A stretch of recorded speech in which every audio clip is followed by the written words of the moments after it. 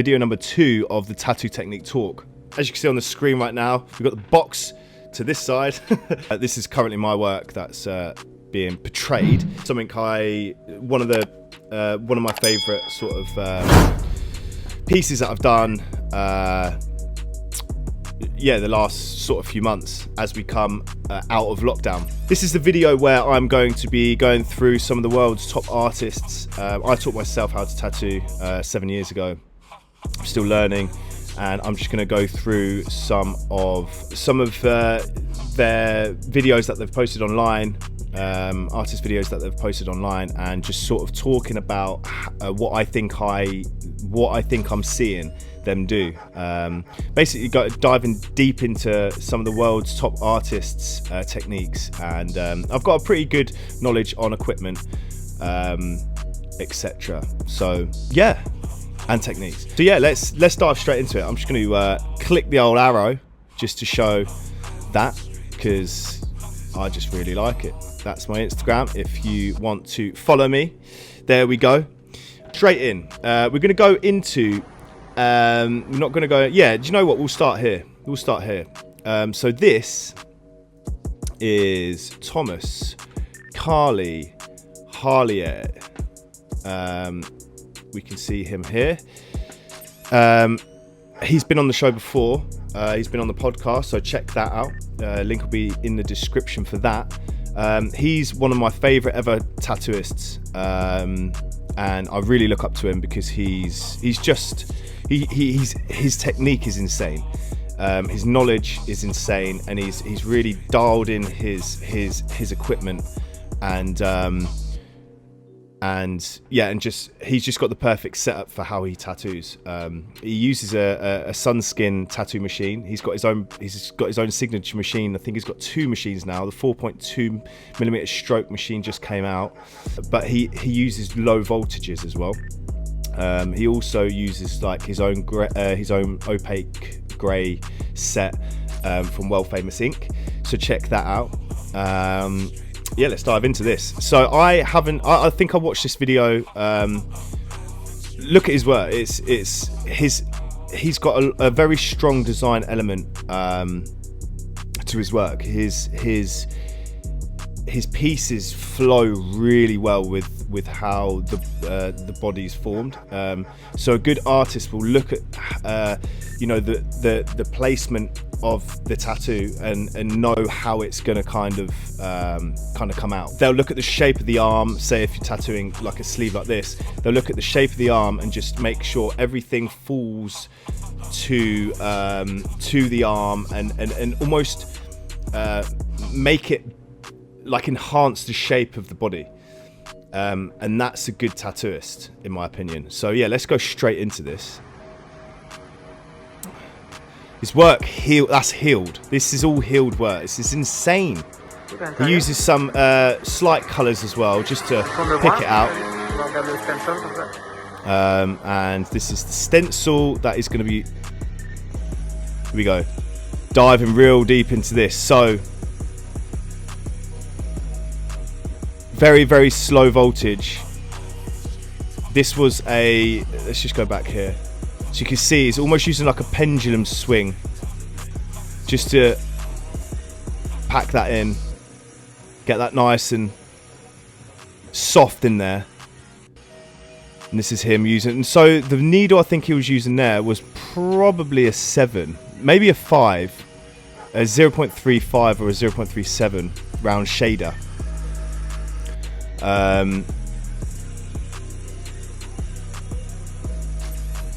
Yeah, it might be a 0.35 round shader, and this one is obviously he's packing in some colour there. Just being really careful with where the things are. This is his coffee. Really careful with where the needle's hitting. He always cleans his space that he's working in. Again, another coffee. You can hear how slow his machine is. Oh, we're going up voltage, 8.5. There you go. He'll always stay around 7 to 8.5 volts in everything he does. Really, really, really good to check his work out. Here we go. Only slightly touching the skin. Remember that. You don't need to go deep. 2 millimeters into the skin and just layer it in. But because he's working at a low voltage, it won't traumatize the skin as much. And it will just go into the skin without going over, without making too many passes into the skin. There's method to how he works, and it's extremely good. But he always uses small needles to get look how tight these details are, and you can only really achieve these with small needles. I don't even think he goes up to a 15 curve mag, and that's the maximum needle size I use. But again, this I think is a 9 curve mag, maybe a 7 curve mag, 0.30. He is using Cheyenne cartridges. That looks like Cheyenne cartridges on this one, but I think he does use Quadrin a lot as well. So you see he's just saturating the area that he needs to using his opaque grey wash, just slowly building up the layers, you know, slowly building up the layers. This is a really good video, actually. This is really good. You can see here how saturated that is, and the slow blends between the colours. Super nice, really saturated. He's not gone too heavy, you know.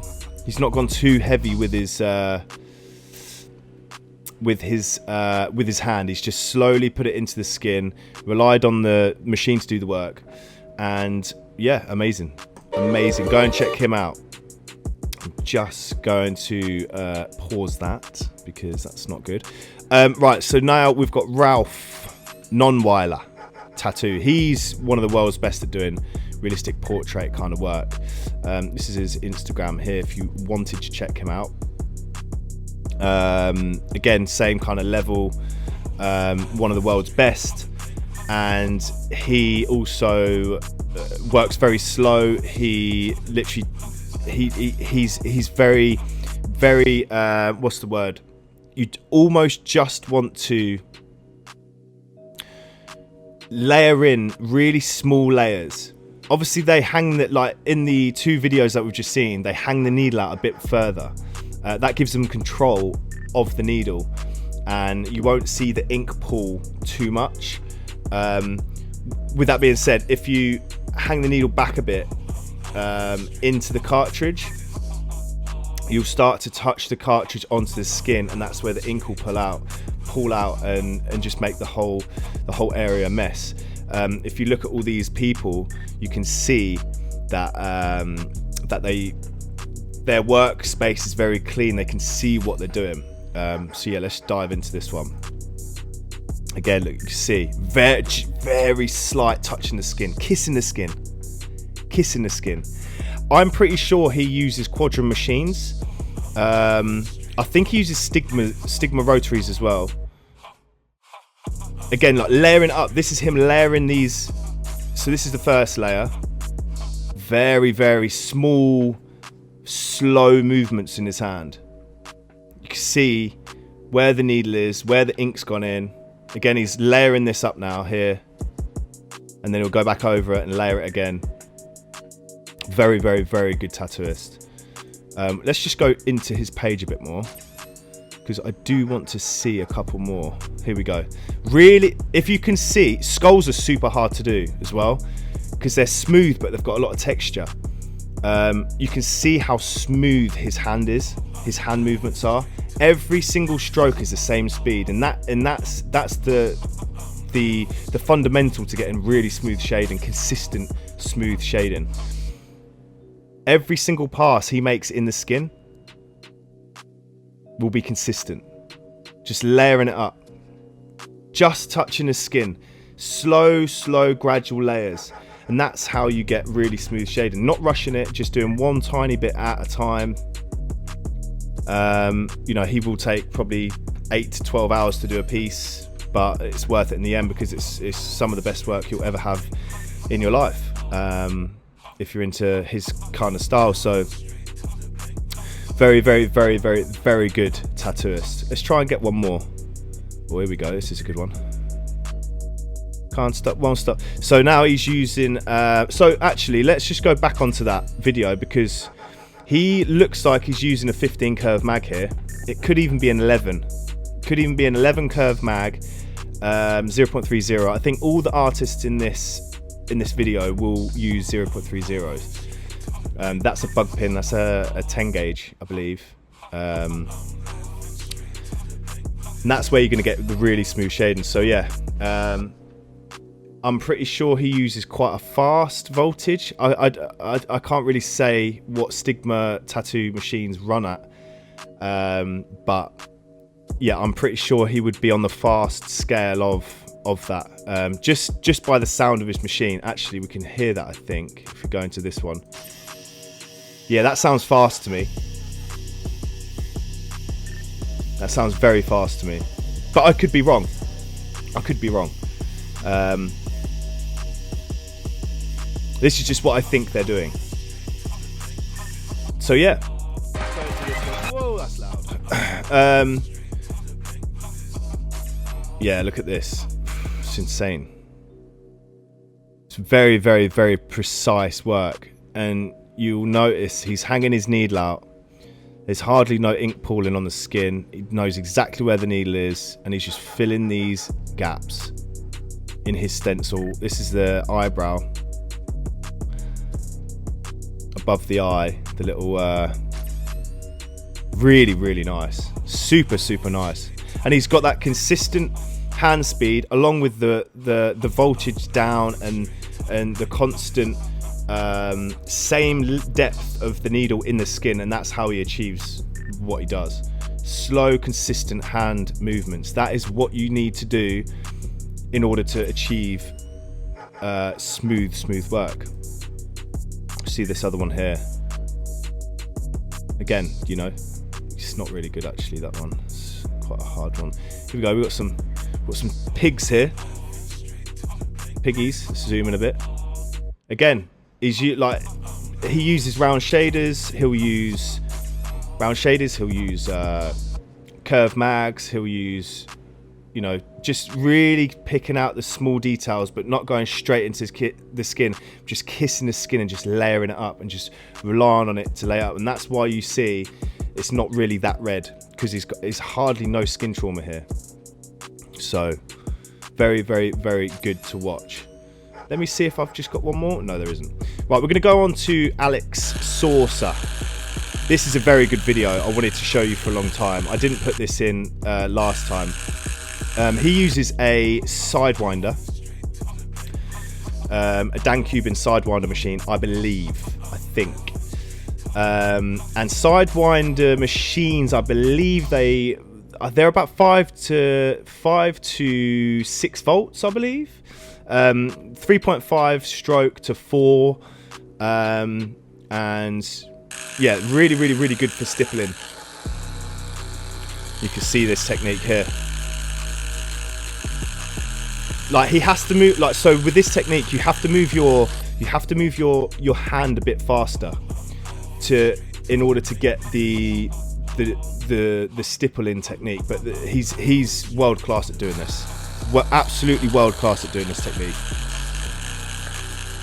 You can see here, see them small dots coming in, and he'll just layer up these dots here. Perfect example. Just touching the skin. He's hanging his needle out quite far here, and he's just making sure every consistent hand speed movement when he touches the skin is there, it's on point, and he'll just layer it up. Sounds like he's upped his voltage. It could be a different machine. I'm not sure what he uses. I know he uses Dan Cubans, but this is Alex Saucer. Just whack this on. Very, very, very good artist. I really enjoy watching his stuff. Love his style as well. This is hair. This is his hair technique. Not going over the same spot too much. You can see just really, really, really nice work. Really, really, really nice work. Banging. Banging. Amazing. Yeah, please do tell me in the, let's just go back into his page. Please tell me what artists you would like to see me critique, and if there is a, not critique, but sort of dive into. I'm not going to critique them, fucking hell. Yeah, just let me know what you think. I love that. That's amazing. About, you know, what artists you would like to see, and I smash a comment down in the comment section, and I will try my best to find some videos. That coffee is cold. Grim. So if you go into some of your favorite artists' pages, you can see here, if you go across here, you can see videos. This is a really good tip. Just trying to find some nice videos. Here we go. Some nice videos of some techniques. Process. Let's have a look at this one. Here we go. We got one. We found one. We're on the hunt. Look how far he has his needle out. Trying to pause it. Look how far his needle is. But it's still, if you have your needle too far, in some instances you can, it depends on the machine I think, but you will find that the ink flow isn't there. It's a bit disrupted. And again, he's using, I'm pretty sure he uses 3-round liners, tight 3-round liners, probably a 0.25. That's tighter than a 0.30. But again, he relies on really small dots, layered up to really get that that sort of soft blend that he achieves with a stippling technique. But it looks like he's using Cheyenne cartridges as well. This is him using the pendulum technique with this, and again, really soft, just touching the skin, kissing the skin. He's using like the just the back stroke of this now, just to get it really, really soft. That's even softer than the pendulum swing. You can see that's really, really nice in there now. One Direction, Harry Styles. He's cross-hatching this now. Super nice. And look, you can't really see that, but that's just the base layer going in. And he'll just build on that. And the stippling technique's so good for the skin. You literally won't really get much redness if you do it correctly. You won't get when it heals perfectly, as long as you haven't obviously overworked the skin. As it's tattooed, it will just stay like that. It will. I bet his stuff hardly peels. It's so good. So good on the skin. It is probably the best. It looks like he's put his machine up a bit. That looks like, I'm just going to bring this down a bit. It looks like, no, it's not. I thought it was the bishop, but it's not. Really, really, really nice technique. This is a good video. But again, every artist will just layer it up slowly. They'll put a base layer down and then just build on that. You can see it's going a tiny bit more red now, but that's because he's using a really light tone. You can see here, this is where he was using it. It's a really, really, really light tone. Same around here. But you just, if it goes too red, you just leave it, go to a different area, come back when it calms down, you know. Really nice work. Really, really nice work. So I'm gonna leave it there, guys. Please put in the comment section if you want to see your artist that you want to see, and I will see if I can find any videos and do a part 3 to this series. Yeah, thank you so much for sticking with me. Thank you for the support as always, and I will see you in the next video. Stay safe. God bless.